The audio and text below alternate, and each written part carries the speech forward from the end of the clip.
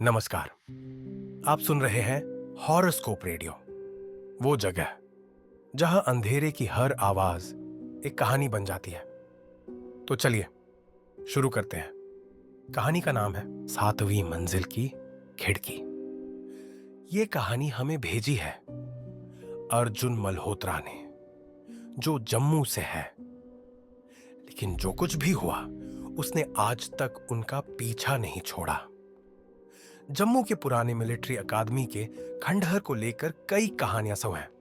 कुछ लोग कहते हैं कि वहां किसी युद्ध के दौरान सैनिकों को बंदी बनाकर रखा गया था। कुछ कहते हैं कि एक प्रशिक्षण के दौरान कुछ ऐसा हुआ जिसे सरकार ने हमेशा के लिए दबा दिया। लेकिन हर कहानी में एक बात कॉमन है, सातवीं मंजिल की खिड़की। अर्जुन, विक्रम और सोनिया तीनों दोस्त कॉलेज में थे। अर्जुन थोड़ा ज्यादा ही कॉन्फिडेंट था, हर चीज को चैलेंज की तरह लेता था।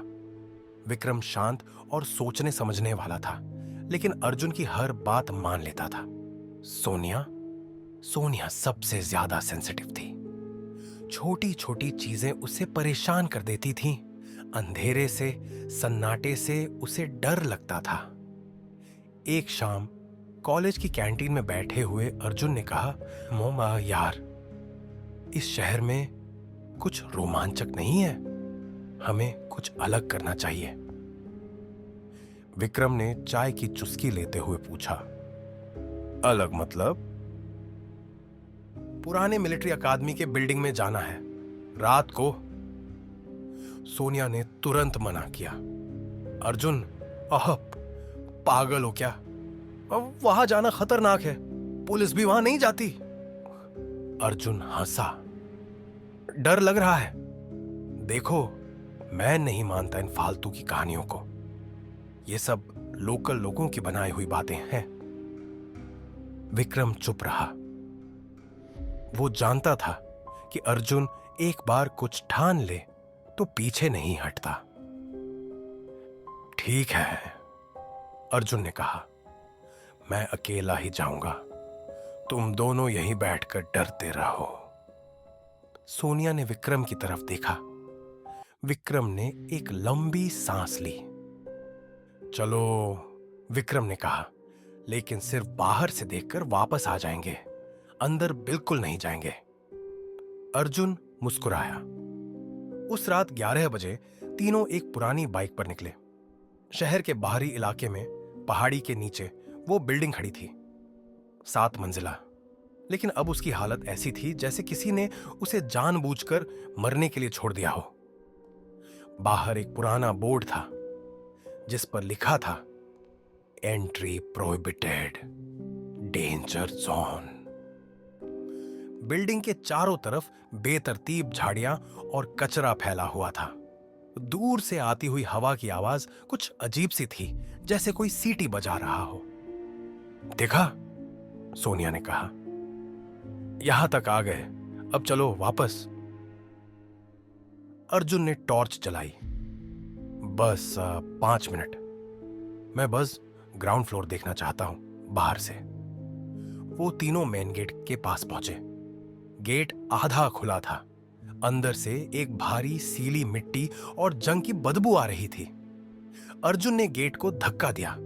वो चरमरा कर खुल गया। अंदर का हॉल बहुत बड़ा था। छत से पानी टपक रहा था। दीवारों पर काई जमी हुई थी। फर्श पर टूटे हुए शीशे और लोहे के टुकड़े बिखरे हुए थे। अर्जुन, विक्रम ने धीरे से कहा, यहां से वापस चलते हैं, बहुत गंदी जगह है। अर्जुन ने टॉर्च चारों तरफ घुमाई। दीवार पर पुराने पोस्टर थे जिन पर फौजियों की तस्वीरें थीं। कुछ जगहों पर खून जैसे निशान थे, या शायद सिर्फ जंग। तभी उन्हें एक आवाज सुनाई दी, टप टप टप। ये पानी टपकने की आवाज नहीं थी, ये कुछ और थी, जैसे कोई धीरे धीरे सीढ़ियों पर चल रहा हो। तीनों रुक गए। ये क्या था? सोनिया की आवाज कांप रही थी। शायद चूहा होगा, अर्जुन ने कहा, लेकिन उसकी आवाज में भी थोड़ा सा हिचकिचाहट था। उन्होंने आगे बढ़ना शुरू किया। हॉल के एंड में एक सीढ़ी थी जो ऊपर की मंजिलों की तरफ जाती थी। सीढ़ियों के पास एक टूटी हुई लिफ्ट शाफ्ट थी जिसमें से अंधेरा झांक रहा था। अचानक सोनिया ने अर्जुन की बाजू पकड़ी। अर्जुन, ऊपर देखो। तीनों ने ऊपर देखा। 7वीं मंजिल की खिड़की में एक हल्की सी रोशनी थी, बहुत धुंधली, जैसे कोई मोमबत्ती जल रही हो। वहां कोई है, विक्रम ने धीरे से कहा। अर्जुन ने टॉर्च बंद कर दी। शायद कोई बेघर आदमी होगा, हाँ, या कोई ड्रग एडिक्ट। लेकिन उसकी आवाज में यकीन नहीं था। चलो वापस, सोनिया ने कहा, प्लीज। अर्जुन ने एक बार फिर ऊपर देखा। रोशनी अब भी थी और उन्हें लगा जैसे खिड़की के पास कोई खड़ा है। एक परछाई, स्थिर। ठीक है, अर्जुन ने कहा, चलते हैं। वो तीनों पीछे मुड़े। तभी सीढ़ियों से फिर वो आवाज आई, टप टप टप। लेकिन इस बार ये आवाज तेज थी और करीब आ रही थी। भागो, विक्रम की यह आवाज थी। तीनों भागने लगे, लेकिन सोनिया का पैर एक लोहे के टुकड़े में अटक गया। वो गिर गई। सोनिया, अर्जुन ने उसे उठाया। तभी उन्होंने महसूस किया, अब सन्नाटा था, बिल्कुल सन्नाटा। कोई आवाज नहीं, ना हवा की, ना पानी टपकने की, कुछ नहीं। और इस सन्नाटे में एक सांस लेने की आवाज, भारी, गहरी, जैसे कोई बहुत पास में खड़ा हो। सोनिया की आंखों में आंसू आ गए। अर्जुन, मुझे यहां से निकालो। अर्जुन ने टॉर्च फिर से जलाई। रोशनी में उन्होंने देखा, सीढ़ियों पर कोई नहीं था, लेकिन फर्श पर ताजे पैरों के निशान थे, नंगे पैरों के, और वो निशान उनकी तरफ आ रहे थे। विक्रम ने अर्जुन की बांह खींची। चलो अभी। वो तीनों बाहर की तरफ भागे, लेकिन जैसे ही वो गेट के पास पहुंचे, गेट जोर से बंद हो गया। धड़ाम। अर्जुन ने धक्का लगाया। गेट हिला तक नहीं। ये कैसे? विक्रम की आवाज लगभग फुसफुसाहट में बदल गई। पीछे से फिर वही आवाज, टप टप टप। इस बार सीढ़ियों से कोई उतर रहा था, धीरे धीरे, बहुत धीरे। खिड़की! सोनिया ने चीखा, वहां से निकलते हैं। हॉल की साइड में एक टूटी हुई खिड़की थी। तीनों उसकी तरफ भागे। अर्जुन ने अपनी जैकेट से शीशे के बचे हुए टुकड़े हटाए और सोनिया को बाहर धकेला। फिर विक्रम, फिर खुद। जैसे ही वो बाहर निकले, उन्होंने पीछे मुड़कर देखा। हॉल के अंधेरे में कोई खड़ा था। एक आकृति, लंबी, स्थिर। उसका चेहरा नहीं दिख रहा था, लेकिन उसकी आंखें, दो धुंधली रोशनियां, सीधे उन्हें देख रही थी। तीनों बाइक पर बैठे और तेजी से वहां से निकल गए। कोई कुछ नहीं बोला। सोनिया कांप रही थी। विक्रम की सांसें तेज थीं। अर्जुन पहली बार अपनी जिंदगी में डरा हुआ था। घर पहुंचकर तीनों ने तय किया कि इस बारे में किसी से कुछ नहीं कहेंगे। लेकिन उस रात के बाद से चीजें बदलने लगीं। सोनिया को नींद नहीं आती थी। वो अपने रूम में अकेले नहीं रह सकती थी। उसे हमेशा लगता था कि कोई उसे देख रहा है, खासकर खिड़की से। विक्रम को अजीब सपने आने लगे। वो सपने में उसी बिल्डिंग में होता, 7वीं मंजिल पर, और हर सपने में वो खिड़की के पास जाता और वहां कुछ ऐसा होता जो उसे याद नहीं रहता। अर्जुन अर्जुन की हालत सबसे खराब थी। उसे दिन में भी वो आवाज सुनाई देती, टप टप टप टप, क्लास में, मेस में, अपने रूम में, हर जगह। और कभी कभी जब वो शीशे में अपना रिफ्लेक्शन देखता तो उसे लगता जैसे पीछे कोई खड़ा है।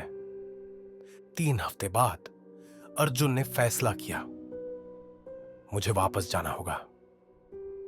विक्रम और सोनिया ने उसे समझाने की कोशिश की, लेकिन अर्जुन ने कहा, जब तक मैं वहां जाकर यह नहीं देख लूंगा कि वो सब क्या था, मुझे चैन नहीं मिलेगा। मुझे लगता है हमने कुछ अधूरा छोड़ दिया है।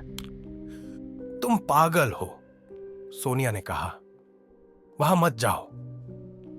लेकिन अर्जुन नहीं माना। इस बार वो अकेला गया। दोपहर में उसने सोचा कि शायद दिन की रोशनी में सब कुछ अलग दिखेगा, लेकिन जब वो बिल्डिंग के पास पहुंचा तो उसे महसूस हुआ कि यहां हमेशा अंधेरा है, चाहे बाहर कितनी भी धूप हो। वो अंदर गया। हॉल वैसा ही था। गेट इस बार खुला था। उसने सीढ़ियों की तरफ देखा। 7वीं मंजिल। उसने खुद से कहा, बस वहां देखकर आता हूं, फिर सब कुछ खत्म। वो सीढ़ियां चढ़ने लगा। पहली मंजिल, दूसरी, तीसरी। हर मंजिल पहले से ज्यादा गंदी और अंधेरी थी। दीवारों पर अजीब से निशान थे, खरोंचे, जैसे किसी ने नाखूनों से दीवार को नोचा हो। चौथी मंजिल पर उसे एक रूम दिखा। दरवाजा थोड़ा खुला था। अंदर से एक अजीब सी बदबू आ रही थी, सड़ांत, मौत की।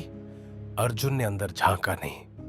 5वीं, 6ठी और फिर 7वीं मंजिल पर सिर्फ एक कॉरिडोर था, लंबा, संकरा। एंड में एक रूम था और उस रूम की खिड़की से हल्की रोशनी आ रही थी। अर्जुन धीरे धीरे आगे बढ़ा। उसकी सांसें तेज हो रही थी। जैसे ही वो रूम के पास पहुंचा, उसने दरवाजे को धक्का दिया। रूम के अंदर एक पुरानी टेबल थी। उस पर एक मोमबत्ती जल रही थी, लेकिन कोई नहीं था। अर्जुन ने चारों तरफ देखा। दीवारों पर तस्वीरें थीं, फौजियों की। सबकी आंखें काली स्याही से मिटाई हुई थी। तभी उसे खिड़की के पास कुछ दिखा, एक डायरी। उसने डायरी उठाई। पन्ने पुराने और फटे हुए थे, लेकिन कुछ लाइनें पढ़ी जा सकती थी। वो हमें देख रहे हैं, हमेशा 7वीं मंजिल से। वो चाहते हैं कि हम वापस आए। मैंने कोशिश की बाहर जाने की, लेकिन दरवाजा बंद हो जाता है। अब मुझे समझ आया, हम यहां से कभी नहीं जा सकते, क्योंकि हम पहले से ही यही हैं। आखिरी लाइन पढ़कर अर्जुन का दिल बैठ गया। उसने खिड़की से बाहर देखा। नीचे, बहुत नीचे, बाइक खड़ी थी, लेकिन बाइक के पास 3 लोग खड़े थे। अर्जुन, विक्रम, सोनिया। तीनों ऊपर की तरफ देख रहे थे, 7वीं मंजिल की खिड़की की तरफ। अर्जुन ने अपने हाथ देखे। वो पारदर्शी होते जा रहे थे। उसने पीछे मुड़ा। रूम में अब सिर्फ वो अकेला नहीं था। कई परछाइयां थीं, सब खड़े थे, स्थिर, उसे देख रहे थे। और उनमें से एक विक्रम था, एक सोनिया। अर्जुन चीखना चाहता था, लेकिन कोई आवाज नहीं निकली। नीचे खड़े अर्जुन ने विक्रम से कहा, यार, लगता है वहां कोई है ऊपर। विक्रम ने ऊपर देखा। खिड़की में एक साया था। शायद कोई बेघर आदमी होगा, विक्रम ने कहा। सोनिया को अजीब लग रहा था। चलो यहां से, मुझे अच्छा नहीं लग रहा। लेकिन तभी उन्हें महसूस हुआ जैसे कुछ बदल गया है, जैसे कुछ शुरू हो गया है और अब रुकेगा। तो ये थी आज की कहानी। अगर इस कहानी ने आपको थोड़ा भी बेचैन किया हो तो हॉरोस्कोप रेडियो को सब्सक्राइब करना मत भूलिए। ऐसी ही डरावनी कहानियों के लिए बेल आइकॉन दबाइए। और अगर आप भी डर की दुनिया का हिस्सा बनना चाहते हैं तो हमारा फेसबुक हॉरर ग्रुप डिस्क्रिप्शन में दिया गया है। जरूर जुड़िए, क्योंकि कुछ कहानियां सुनकर खत्म नहीं होती।